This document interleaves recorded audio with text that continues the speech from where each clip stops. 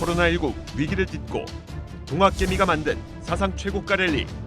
그러나 과도한 영끌, 레버리지, 가상화폐 투자 등 부작용이 속출하는데 대한민국의 미래는 자본시장에 있다.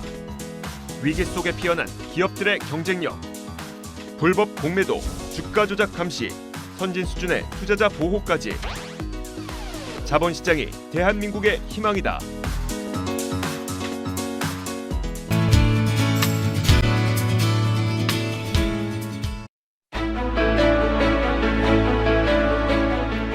시청자 여러분 안녕하십니까? 출발 성공 투자 박민영입니다. 네, 안녕하세요. 김영롱입니다.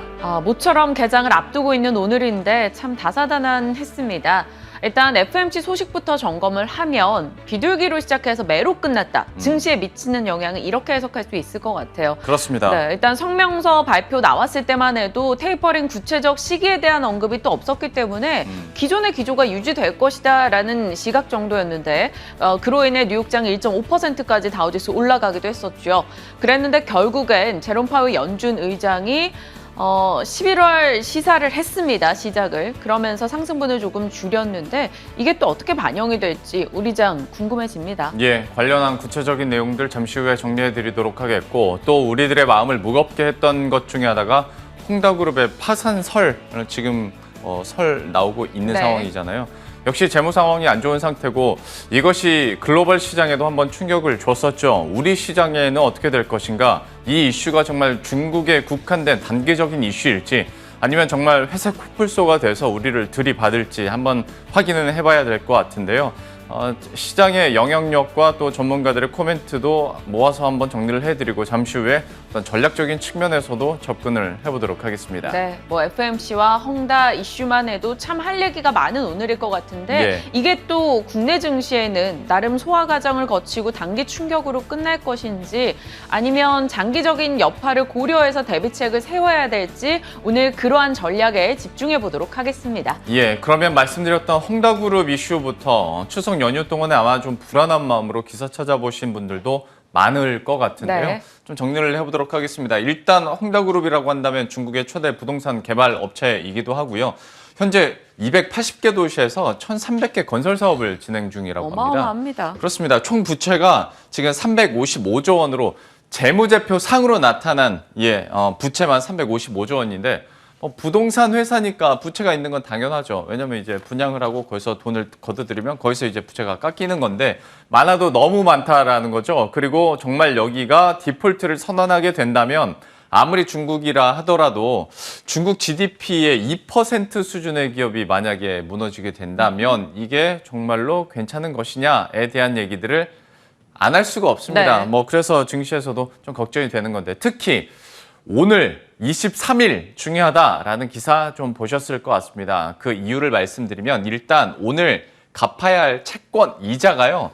위안화 채권 이자가 425억인데 이거는 홍다그룹에서 이건 우리가 발급할 거야. 다 네. 지급할 거야 라고 얘기를 했는데 문제는 이겁니다. 993억 원짜리 달러 채권 이자도 오늘 지급을 해야 되는데 여기에 대한 얘기가 없다라는 거고요. 오늘뿐만 아니라 9월 말도 또 9월 29일인가에 또 내야 되고 줄줄이 있습니다. 그러니까. 9월 말에 있고 11월에 있고 이걸 전체적으로 합한다 하더라도 지금 전체적인 채무 규모 자체가 올해 77억 달러고요. 내년에는 108억 달러까지 올라갑니다. 이걸 그러니까 채무뿐만 아니라 채권 이자라도 다 갚을 수 있는 거냐라는 거죠.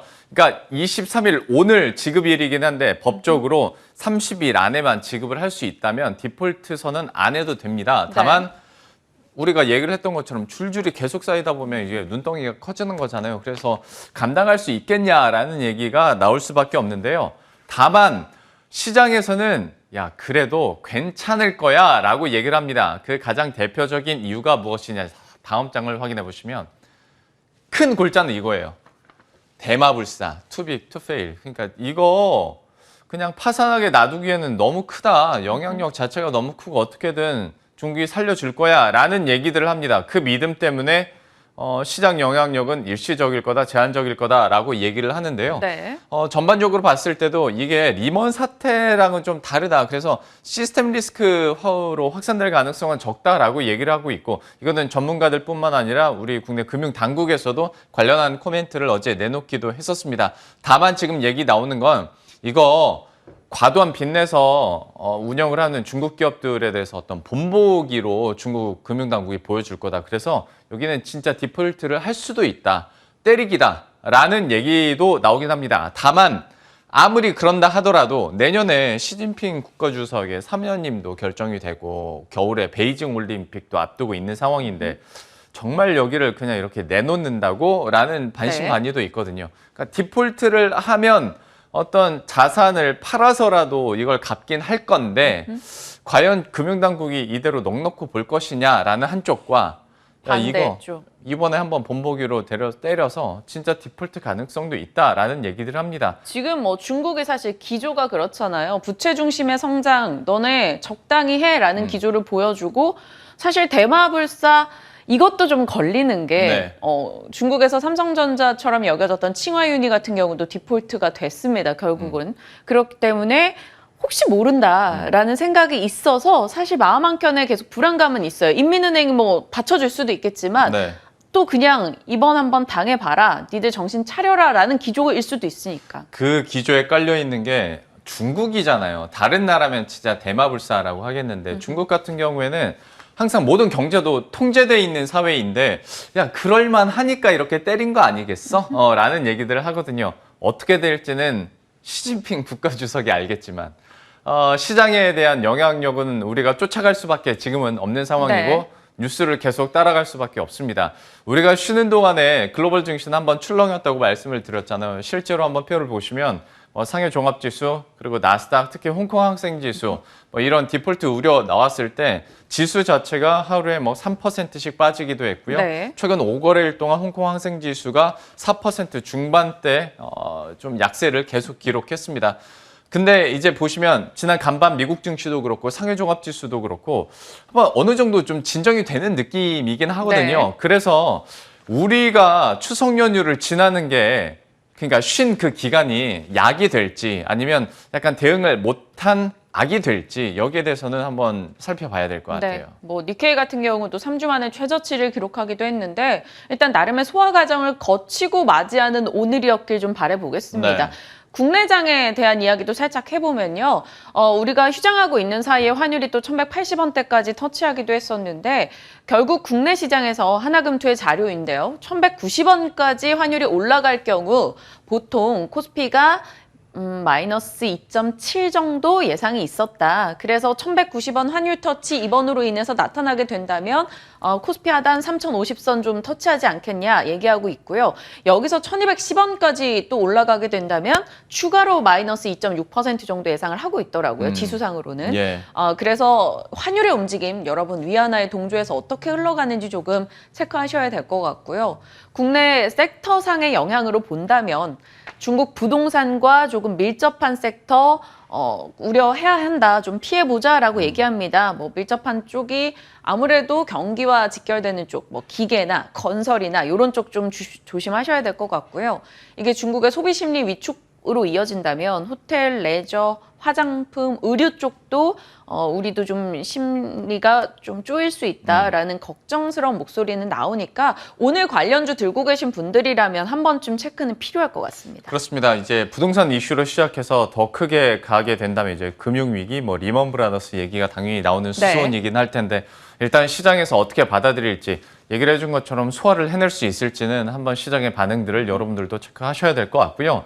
홍다그룹은 이 정도로 얘기하고 FMC도 지난 간밤에 결과가 나왔으니까 한번 얘기를 해보도록 하겠습니다. 일단 FMC 성명을 통해서는 금리 동결은 당연히 예상이 됐던 거고 곧 테이퍼링 착수할 수 있다라는 얘기를 했습니다.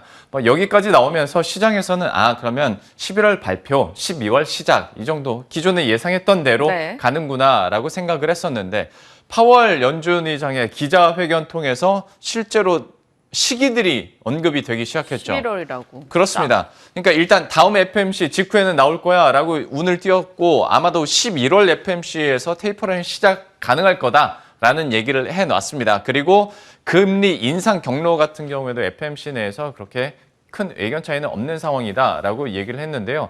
때문에 지금으로서는 테이퍼링 시작 가능성이 11월로 점쳐지는 것도 우리가 이제 가능성을 더 크게 열어놔야 되는 상황이고요. 저희가 FMC 있기 전에 파월 연준 의장, 그러니까 FMC 연준 위원들이 어떤 스탠스를 갖추느냐 이거 하나하고 점도표 봐야 된다라고 그렇죠. 얘기를 해드렸었잖아요. 지난 6월 점도표하고 9월 점도표 바뀐 부분을 보시면 좀 잘 보일지 모르겠습니다. 잘 안 보여요. 잘 안 보이시죠? 저번 6월 때도 점도표 보여드리고 제가 모니터링을 했더니 잘 안 보이더라고요. 그래서 아주 친절하게 다음 표를 보시면 네. 그냥 몇 명이 중요한 거잖아요. 6월 점도표에서 22년 금리 인상을 예상한 사람들이 7명이었는데 이게 9명으로 늘어났습니다. 네. 그리고 2022년에 금리 동결하겠다는 사람은 오히려 줄어든 거 보실 수가 있죠. 2023년에 금리 인상을 예상하는 위원들도 확 늘었고요. 17명으로 역시 늘었습니다. 때문에 22년 금리 인상 시작은 아무래도 지금 분위기로서는 기정사실화가 되고 있는 네. 상황이고요.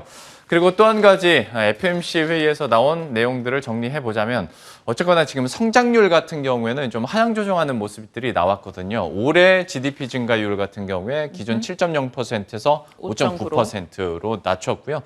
다만 물가 상승률은 오히려 상향 조정하는 모습이었습니다. 3.0에서 3.7로 예상을 했는데요. 지금의 고용 지표들을 봤을 때는 괜찮아. 그리고 다만 어떤 GDP 증가율로 봤을 때는 우리 여전히 조심해야 되고 연준 측에서 좀 밀어줘야 돼라는 스탠스를 파월 의장도 그렇고 FMC 연준 성명을 통해서도 얘기했기 때문에 네. 밀어주긴 밀어줄 건데 테이퍼링은 시작할 거야. 언제? 나는 11월 가능성이 커라고 연준 의장이 말했다라는 부분까지 확인하실 수가 있어요. 네, 생각보다는 조금 전반적으로는 매파적이었다라는 느낌이에요. 일단 제롬 파월 연준 의장의 이야기를 듣고 나니까. 그리고 점도표 내용도 그렇고요. 이게 어떻게 반영이 될지 궁금해집니다. 김진만 팀장님이 오늘 앞서서 오시자마자 네. 밤새 이거 보신다고 못 네. 주무셨대요. 아 진짜요? 그러니까, 네. 그래서 저 스튜디오 밖에서 계속 서성이고 계시는구나. 맞다, 맞다. 어떤 전략을 주실지 네. 실시간으로 보셨던 만큼 저희 전략 내용 잠시 후에 나눠볼 거고요. 예. 드디어 국내 이야기하는 것 같아요. 네. 셀트리온 얘기 좀 해보죠. 위드 코로나 얘기가 좀 많이 불거지고 있는 상황에서 셀트리온이 전해주고 있는 소식이 조금 타이밍이 잘 맞물리고 있지 않나라는 생각이 듭니다. 셀트리온의 국내 1호 코로나 치료제 레키로나가 지난 우리 휴장 직전에 장 마감 이후에 투약 가능 환자 범위가 확대될 거라는 소식이 들려왔습니다. 네. 이 말은 즉슨 정식 허가 식약처로부터 받았다라는 거예요. 지금은 60세 이상인데 이거 50세 초과까지 같이 맞을 수 있다라고 치료제를 이야기를 해줬고요. 그리고 뿐만 아니라 후속 치료제가 유럽 임상 1상에 들어간다는 소식이 들려왔습니다. 이게 변이 바이러스에 조금 더 강하다라고 하고요. 또 미국 정부와 진단키트 공급 계약을 체결했다라는 소식도 들려왔는데요. 이건 셀트리온의 미국 쪽 자회사 셀트리온 USA가 최대 7,400억 원 규모로 공급 가능성 높은 상황입니다. 근데 이거는 셀트리온 자체 이슈로 보기보다는 휴마시스가 이 셀트리온에게 이 진단키트를 같이 공동 개발해서 단독 공급하고 있기 때문에 휴마시스의 주가가 조금 더 강하게 반응을 하지 않을까라는 생각이 드는데요. 어찌됐건 치료제 이슈가 속속 들리고 진단키트 공급 계약도 중립 이상의 소식이기 때문에 오늘장 좀 기대를 해볼 수 있지 않을까 싶기도 합니다. 시간 외에서 지난 휴장 직전에 이 거래를 보면 셀트리온 3%대 올랐고요. 셀트리온 헬스케어도 3% 상승, 제약도 6% 가까이 올랐습니다. 그리고 셀트리온 측에서 2대 주주로 있는 바이오톡스텍도 시간 외에선 상한가죠. 9.6%까지 올라서는 움직임 포착되기도 했고요. 자, 셀트리온 또 소식이 있습니다. 소식이 참 많네요. 셀트리온 홀딩스가 셀트리온 스킨큐어와 셀트리온 헬스케어 홀딩스 비상장 지주회사들을 합병해서 심플하게 이 구조를 만들어 나가겠다라는 소식이 들렸습니다. 지금 셀트리온 홀딩스 같은 경우는 사업을 전혀 하고 있지 않는데 네. 이 스킨큐어를 가지고 오면서 화장품 사업 등으로 인해서 이익이 잡히고 또 셀트리온 헬스케어 홀딩스가 부채 비율이 굉장히 낮아서 이 회사를 갖고 오면서 재무 구조도 개선된다고 합니다. 이 이슈는 결국엔 이걸로 가요. 업계에서는 결국엔 셀트리온과 제약과 헬스케어 이 상장사 삼형제를 합병하는 그 초석이 아니겠느냐라고 얘기를 합니다. 네. 일감 몰아주기 논란에서 해소되고 합병하게 되면 시총 60조 원의 초대형 종합제약사로 탈바꿈되기 때문에 네. 글로벌 경쟁력이 있다라고 얘기를 하는데 이런 소식들이 과연 오늘 시장의 분위기를 뚫고 셀트리온에게 어떤 영향을 줄지 봐야죠. 레키로나주랄지 아니면 지주사 합병과 관련해서는 우리 개인 투자자 여러분들도 참 오랫동안 기다렸던 것 중에 그리고 듣고 싶었던 소식 중에 하나였거든요. 네. 시장에서 정규 시장에서 좀 어떻게 아마 갖고 계신 분들은 그래서 월요일에 개장했었어야 되는데라고 아쉬워하시는 분들도 좀 있을 것 같은데 오늘 장에서 좀 어떻게 결론이 날지도 그리고 시장이 반응할지도 한번 지켜봐야 될 것 같네요. 네, 이 이슈까지 전반적인 흐름 다 체크해 보겠습니다. 지금부터 전략 챙기러 함께 가시죠.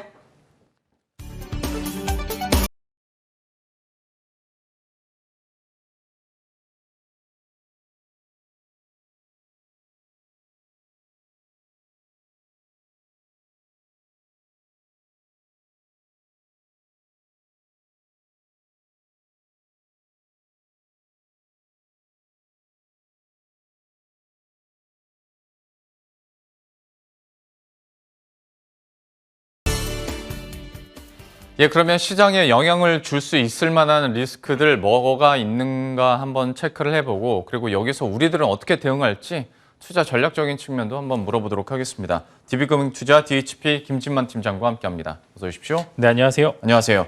일단 홍다그룹 얘기부터 해보도록 하겠습니다. 이게 그냥 지나가는 소나기이고 중국 내에 국한된 영향이라면 우리는 그냥 지붕 아래서 피하면 되는데 만약에 정말 이게 장마라고 한다면 우리가 피하더라도 물이 집 안으로 들어올 수 있는 거잖아요. 그래서 좀 조심을 해야겠다라는 생각도 어느 정도는 있습니다. 홍다그룹에 대해서 좀 국내 증시 영향력, 특히나 우리가 쉬었으니까 좀 어떻게 예상하십니까? 일단 먼저 단기적인 영향을 말씀을 드리면은 비는 왔는데 일단은 좀 피하긴 했는데 그럼에도 단기적인 매도세는 충분히 출회할 가능성이 좀 크다고 봅니다. 지금 사실 저도 지금 오늘 아침장이 어떻게 될지는 예상은 안 되지만 한국장은 그래도 다행히 추석 때문에 어느 정도 쇼크가 완화되는 그런 모습을 보여줄 거고 미국 증시나 이제 기타 아시아, 유럽 증시도 월요일 날 폭락분을 많이 이제 회복하는 모습을 보여주었습니다. 그렇기 때문에 그렇게 큰 폭의 급락은 나오지 않을 수도 있으나 단기적인 강한 매도세가 출회할 가능성이 크다고 좀 말씀을 드릴 수가 있을 것 같고요. 이 부분에 있어서 좀 중장기적인 리스크가 보기보다는 아무래도 뭐 제2의 리먼 사태 이런 부분으로 접근하기보다는 이게 이미 시스템이 갖춰져 있기 때문에 리먼보다는 단기적인 어느 정도 이슈로 마무리될 가능성이 크다라는 말씀과 함께 그래도 이자 지급일이 계속 있기 때문에 이 부분에 있어서 어느 정도 리스크가 시장이 계속 불확실성이 존재를 하다라는 말씀을 드릴 수 있을 것 같고요. 두 번째 포인트로는 이 부분에 있어서 중국이 사실 이전에 경제 지표들이 굉장히 안 좋게 나왔습니다. 그래서 지준율 인하 등 기타 유동성 공급하는 정책을 좀 기대해 볼 만했는데 이 부분에 있어서 계속 소극적인 모습을 보여주고 있고요. 이 헝다그룹의 부채가 관련이 있을 수 있다는 좀 이야기가 많이들 나오고 있습니다. 그렇기 때문에 이 부분에 있어서 굉장히 장기적인 마인드로 좀 걱정이 되는 부분은 중국의 지표가 안 좋고 성장이 둔화가 될 가능성이 굉장히 크다라는 말씀과 함께 당연히 한국 같은 경우 중국의 지표도 일부 커플링하는 모습을 보여주기 있기 때문에 이런 부분이 불확실성이 거대 증가되고 있다라는 말씀을 또 드릴 수 있을 것 같고요. 일단은 뭐 오늘 장 대응을 좀 하실 분들께서는 만약에 이전에 현금을 확보하셨다 그러면 저는 1차 단기 폭락 때 1차적인 매수를 좀 하는 게 좀 좋을 것 같은 게 아무래도 전체적인 글로벌 지수도 괜찮고 거기에다 이제 한국 같은 경우에는 뭐 수출입 지표도 굉장히 괜찮고 경제 성장률도 성장 가능성이 상향이 되는 모습을 보여주었기 때문에 단기적인 접근으로는 오늘 단기 매도세에 매수를 하자라는 말씀을 드릴 수 있을 것 같고 요 매수세는 뭐 내일이라든지 좀 단기적으로 마무리 짓는 그런 전략을 짜시는 게 좋을 것 같습니다. 오히려 일정 부분에 있어서는 좀 기회로도 작용할 수 있을 듯한 투자 전략도 제시를 해주셨고 그 FMC 이슈도 한번 정리를 해보도록 하죠. 6개월 이상 시장이 어느 정도 마음의 준비는 하고 있었고 11월 발표, 12월 시작 정도까지도 예상이 나왔었는데 아무래도 파월 의장의 기자회견 이후에 이제 11월 시작 가능성에 대해서도 더 열어놔야 될 것 같고 시장에 대한 영향력 그리고 이거는 사실 알고 있었던 이슈니까 근데 앞에서 설명해드렸던 것처럼 만약에 환율이 더 오르게 된다면 이건 또 좀 다른 얘기가 될 수도 있을 것 같고 좀 어떻게 예상하세요? 일단 어제 3시에 저도 이 부분을 좀 보고 잤는데 그때 굉장히 지표들의 좀 등락폭이 굉장히 심했습니다. 환율이 갑자기 떨어졌고요. 거기에다 이제 미국채 같은 경우에 급락을 함으로써 단기적으로는 굉장히 긍정적인 흐름이 이어질 것이라는 시장 지표가 보여졌습니다. 근데 이 부분에 있어서 저는 개인적으로는 차라리 빨리 테이퍼링 시작하고 좀 시장의 불확실성을 많이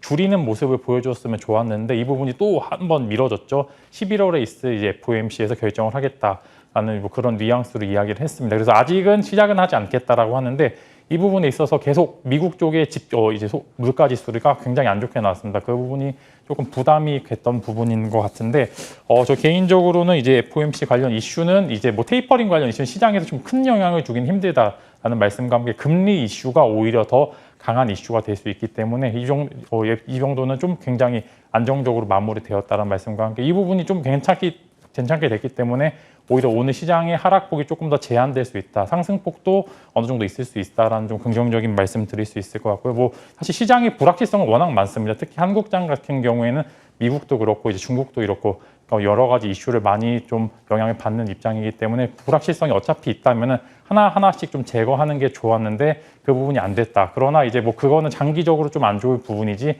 단기적으로는 오히려 좋을 부분이 있으니까 오늘 장은 좀 긍정적으로 좀 보자라는 그런 말씀 드리고 싶습니다. 전반적으로 기회에 대한 얘기들을 해주셨는데 여전히 불안한 것은 이제 외국인들의 수급입니다. 이제 좀 돌아오나 싶었던 추석 연휴 전까지의 흐름이기도 했었는데 헝다그룹 이슈도 그렇고요. FMC 테이퍼링 그리고 내년 금리 인상 이슈까지 생각을 한다면 원달러 환율 상승 압력은 지금 받아갈 수밖에 없는 상황이기도 하거든요. 그렇다면 이제 외국인 수급이 걱정이 되는 건데 여기에 대해서는 좀 어떻게 전망하세요?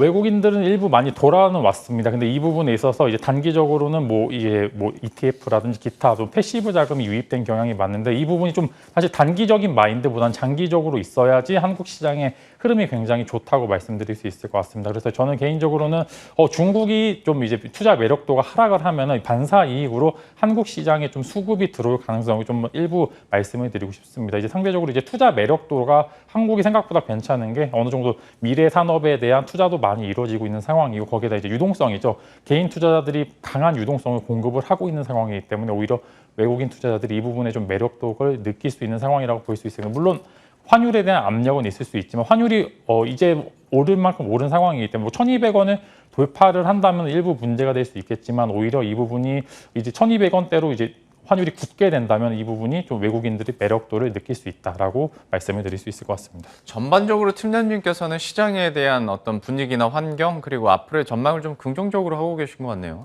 근데 이 부분에 있어서 이미 어느 정도 시장이 나와 있었습니다. 뭐 테이퍼링도 그렇고 환율도 그렇고 시장에서 막 나온 이슈가 아니라 이전부터 있었던 이슈이기 때문에 이슈들이 어느 정도 마무리가 되는 시점이라고 볼 수가 있을 거고 이제 한국의 지표가 괜찮기 때문에 오히려 투자 매력도로는 괜찮을 수 있다라고 이제 그렇기 때문에 좀 긍정적으로 보고 있습니다. 어차피 시장은 있고 거기 안에서 수익을 내야 되는 상황이기 때문에 그 안에서는 최대한 긍정적인 말씀을 드리고 싶습니다. 시장에 대한 자신감과 또 약간의 용기도 충분히 필요한 시점이라고 생각을 합니다. 어떤 투자 의견에 대해서도 여러분들 잘 받아가셨으리라 생각을 하고요. 다음은 셀트리온 얘기해 보겠습니다.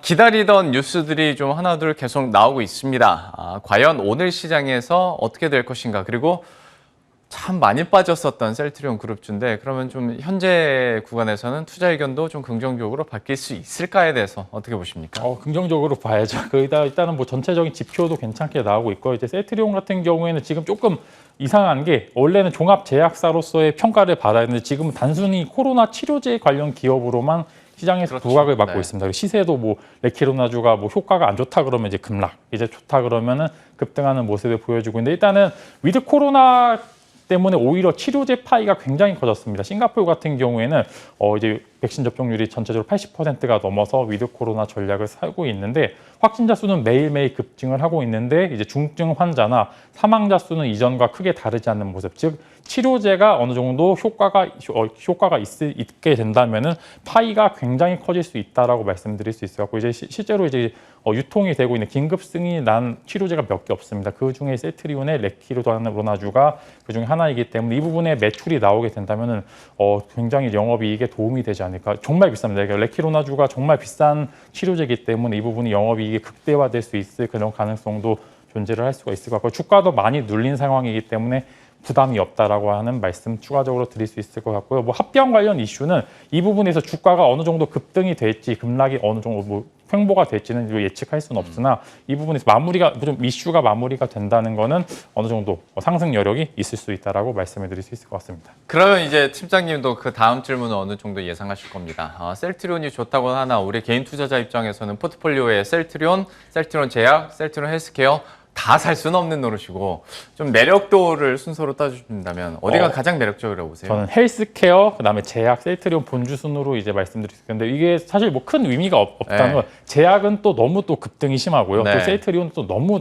이제 맞아요. 좀 재미가 없기 때문에 중간 거를 선택을 하면 이번에 좀 재밌지 않을까라는 말씀과 함께 어느 정도 이제 뭐 제약은 사실 레키로나주 여부에 따라서 등락폭이 너무 심했고 셀트리온 본주는 다 가는데 이 친구만 안 가는 그런 모습을 보여주고 있기 때문에 오히려 중간 정도에 있던 셀트리온 헬스케어가 단기적으로 매력도가 굉장히 크다라고 말씀해 드릴 수 있을 것 같습니다. 아무래도 보유하신 입장에서는 뭐 그렇게 큰 의미는 없겠습니다만은 신규 매수 관점에서는 지금 셀트리온 헬스케어가 지금으로서는 가장 매력적이다. 또 한번 순차적으로 얘기를 해줬으니까요. 여러분들도 참고하시길 바라겠습니다.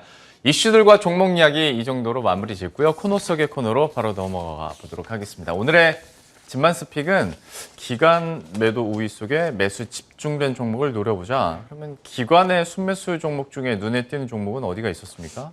이제 저번 주에 좀 외국인들이 의외로 많이 샀고요. 네. 기관들이 열심히 팔고 코스피는 조금 샀습니다. 그래서 그 좀 수급 자체가 좀 많지 않은 상황에서 수급이 좀 집중이 됐습니다. 일부 종목들로. 그래서 그 종목들 이제 좀 가져와 봤는데요. 이제 동진 세미캠과 이제 솔루엠, 하나마이크론 세 종목을 뭐 간단하게 코멘트 드리면은 동진 세미캠은 저는 개인적으로는 진짜 계속 옛날부터 좋게 말씀드렸던 종목인데 드디어 강한 수급과 함께 어느 정도 돌파 자리가 나왔습니다. 그래서 수급도 정말 어마무시하게 있던 모습을 보여주는데 아무래도 삼성전자의 EUV 투자 확대가 좀 포인트가 된 것 같습니다. 그래서 오히려 이제 한 번 정도 그 고가를 달성할 이제 그 옥전에 있기 때문에 지켜보자라는 말씀을 드릴 수 있을 것 같고 기관 수급도 거의 3일 가까이 거의 100만 주 이상 나왔기 때문에 이 부분 지켜보자라는 말씀 드릴 수 있을 것 같고 다음 솔루엠이에요. 솔루엠은 ESL이라고 전자표시 기기라고 마트에 가시면 이 부분이 조금 많이 보일 수가 있습니다. 근데 이 부분이 침투율이 낮기 때문에 앞으로 시장 자체가 더 커질 수도 있다. 거기 추가적으로 반도체나 2차 전지 사업도 영위할 수 있고요. 실제로 수급을 보면은 이제 백신 개발하는 회사인 것처럼 정말 외국인 수급이나 기관 수급이 강하게 나타나고 있습니다. 이 부분 투자 포인트로 충분히 작용할 수 있으니까 그 부분 한번 지켜보시면 좋을 것 같고 그다음에 또 하나마이크론인데 전 거래일에 대폭락이 있었습니다. 일부 이제 좀 찌라시성 기사들이 좀 나오면서 좀 하락폭이 깊었는데 이 부분이 좀 하락 반등에 성공을 했고요. 그 하락 반등의 주체가 기관과 외국인들의 강한 수급이 동반이 되었습니다. 그 부분에 있어서 지켜보자. 워낙 좋은 종목이기 때문에 오히려 이런 급락이 매수 기회로 올 수가 있다라고 추가적으로 말씀드릴 수 있을 것 같습니다. 어떤 기관의 매도가 나타나는 가운데서도 샀던 종목들 3개를 꼽아오셨어요. 동진세미캠과 솔루엠 그리고 하나마이크론까지 투자 포인트도 짚어줬으니까요. 관심이 있으신 분들 이 세 종목에 대한 흐름들도 오늘 면밀히 잘 체크하시길 바라겠습니다. 오늘 DB금융투자 DHP 김진만 팀장과 함께했습니다. 오늘 말씀 고맙습니다.